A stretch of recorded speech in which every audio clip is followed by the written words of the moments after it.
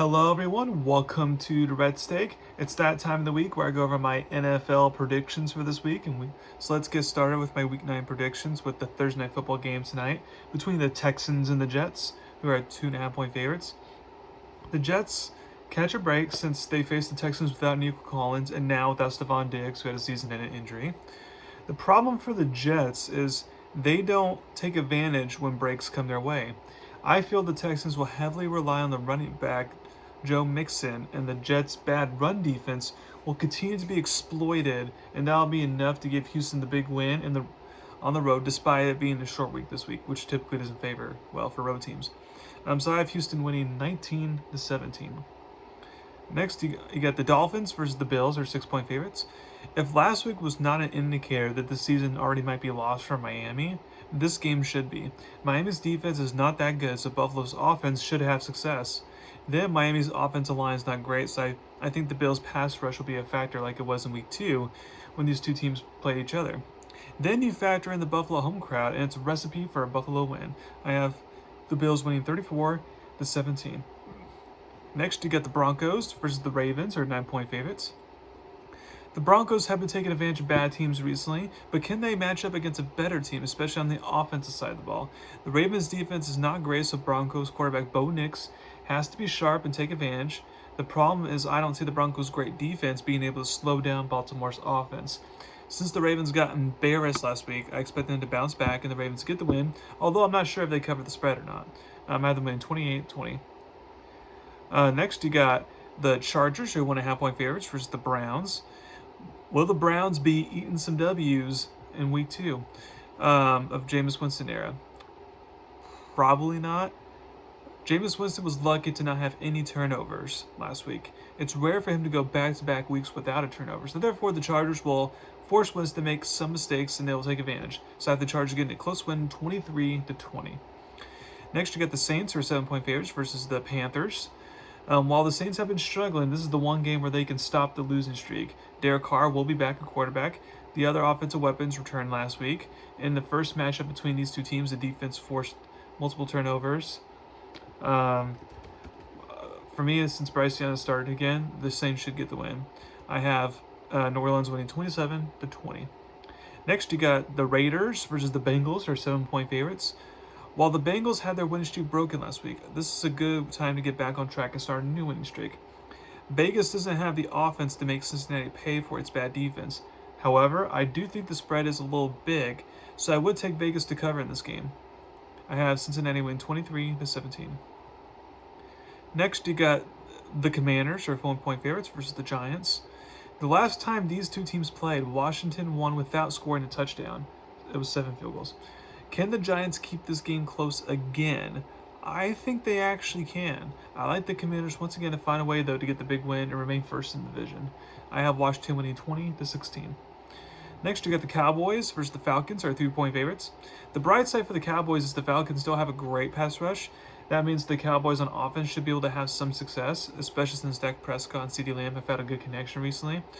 However, the Falcons' offense is really hard to contain, and since the Cowboys have injuries to their top pass rushers, quarterback Kirk Cousins should have time to make some passes and dissect the bad Cowboys defense to get the win.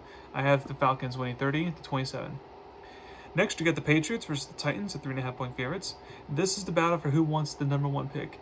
If the Titans lose, then they should be the favorites for it, and boy, do they need it, because they could use their choice of quarterbacks in the draft. It'll be a classic Titans, though, to just win this game instead and risk themselves in that number 1 pick. So I'm going to have the Titans survive in a lower scoring game here, 16-14.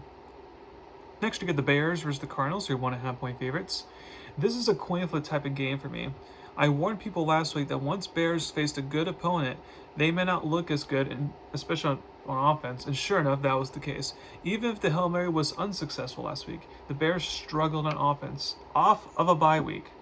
So their offense, I would imagine, should be a little bit better this week, but I'll take the Cardinals quarterback Kyler Murray to make some clutch plays like he has done throughout the season and to get the victory. I have Arizona winning 19-17. Next, you get the Jaguars versus the Eagles, who are 7.5-point favorites. I know I thought the Jaguars would get blown out last week, but this week I really do think that could be the case. For starters, they're not at home this time.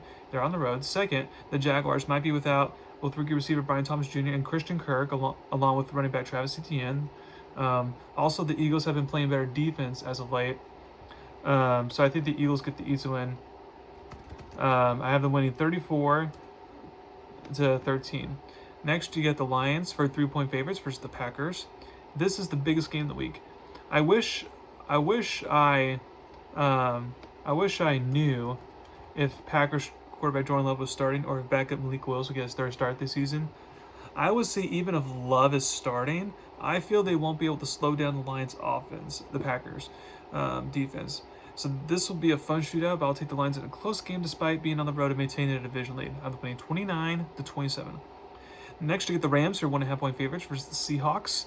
When Rams quarterback Matthew Stafford plays with both his top receivers in Puka Nacua and Cooper Kupp, they have like a 70% win percentage, and the few losses were against really good teams. Since the Seahawks defense is playing badly for the most part as of late, and they're not playing well at home for some reason, I like McVay with extra days of prep to go to Seattle and get the win. I have them winning 27-21. Next, on the Sunday Night Football, I get the Colts versus the Vikings, are 5-point favorites. Anthony Richardson, as I predicted, got benched, and it's Joe Flacco's chance to lead the team to another playoff run. I feel he'll play better than Richardson. However, in this game, Flacco may struggle. Yes, I'm aware in the last few weeks the Vikings defense has kind of fallen off a cliff. But the Vikings love to blitz. Since Flacco's a pocket guy, they can put pressure on him to make him uncomfortable. Therefore, the Vikings offense could do just its part and score enough points to get the win, and they get right back on track. I have them winning 26-17.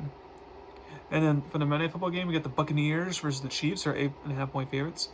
I realized Tampa Bay scored 26 points last week without its top weapons in Mike Evans and Chris Godwin. However, the Falcons' defense, as I mentioned earlier, is not the best. The Chiefs have a top 3 defense in the league, in my opinion. I feel in this game the Bucs will really miss their weapons, and since Tampa's defense is not that good, and the Chiefs will be able to control the clock and score enough points to get the win and remain undefeated. I have them winning 23-13. So thank you very much for listening to my podcast today. Please subscribe to my channel, tell me about me. Thank you very much, and y'all have a wonderful day.